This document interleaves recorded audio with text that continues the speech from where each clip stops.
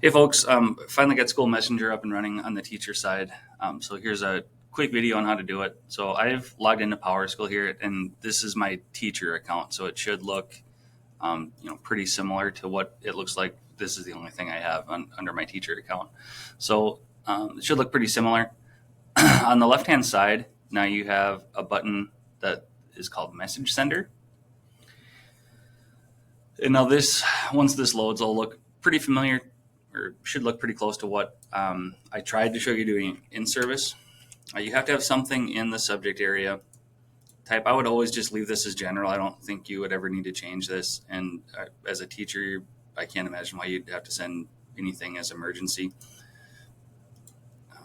Now the list is where it's going to look a little different. The saved list is more from like the admin perspective. It's like we have all teachers, or sorry, all students, 7 through 12, K through 6, that kind of stuff. Class sections is where you're most likely going to go.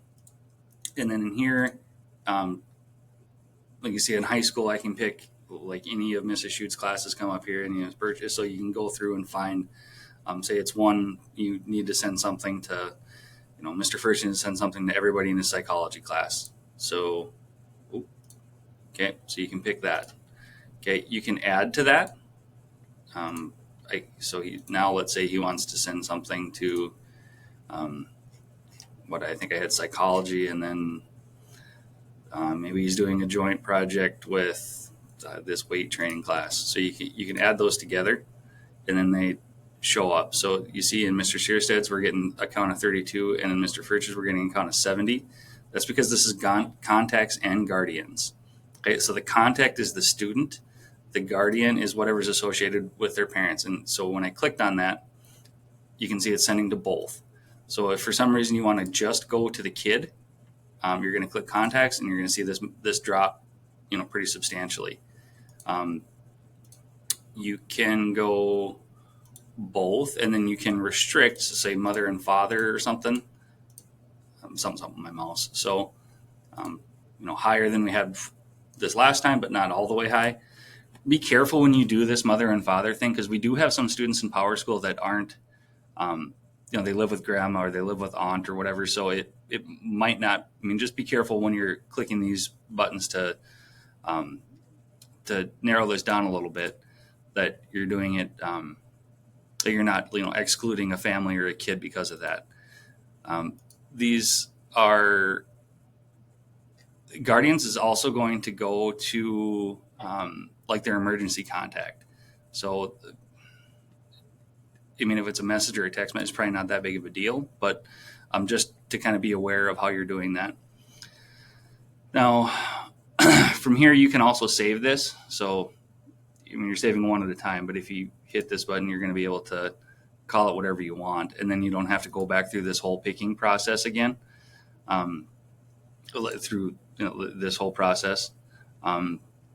Say you have, let's get rid of both of these, and say you have, some sort of shorter, smaller group of kids, or like a cross section. Here you can pick it by, I think this is going to be easiest by person. So say you only have, a handful of kids. So now I'm going to search for Emma. Here's all the different Emmas we have. I'm going to just send Emma Bixby. Now it's contacts and guardians. Let's say I don't want that. I want it to just go to her for something. Now it's just one. Okay. Now when you continue, you have two different options. You can email. So when you click email, you have to, there's something about our K-12 addresses it doesn't like. So you have to hit that. Now you're going to type your own email address into the reply test. This is a test. Okay.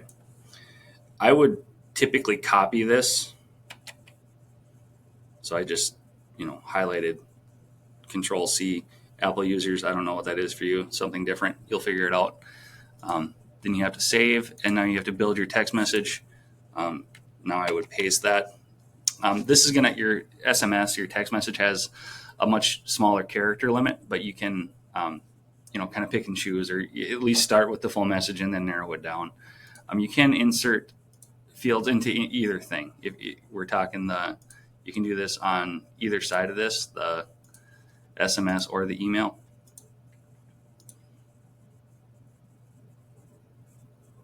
Yeah, so it's here on the email, and then put in whatever it is that you're trying to do. First name is going to go to the kid, and then once you're done with both things, once I hit continue, it takes me to a review page, tells me what it's going to be, asks if you want email report, and so forth. You can schedule it, so this is what I do for concessions workers and stuff. So you schedule it, pick your date, pick your time when you want that to go, and you can narrow this up quite a bit. I don't know why it's got such a big window here, but you can make this the 9th at whatever, 8:15. Maybe I have to.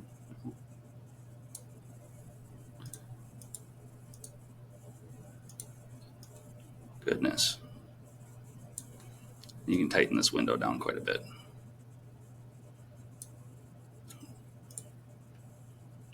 And then submit. I really don't want to send this to Emma, so we're not going to do that. But I think that should give you a pretty easy overview of how to do this. Like I said, just to kind of recap, the most likely things that you'll do is quick pick or class actions. Custom rules isn't, it's certainly not a bad thing to do. If you're going to do all the kids in one grade, or maybe all the kids in 2 grades, so the grade that they're in is 9th and 10th. And maybe I need just the boys or something. Okay, now it's a bunch of kids, or a bunch of contacts, I should have said. We're going to take that down to 13. So this should just be the boys in grades 9 and 10. So you have a lot of different options. Hopefully that helps. I am going to put this in as kind of an optional training for your years going forward into Vector. Right now, this should give you everything you need. Thanks.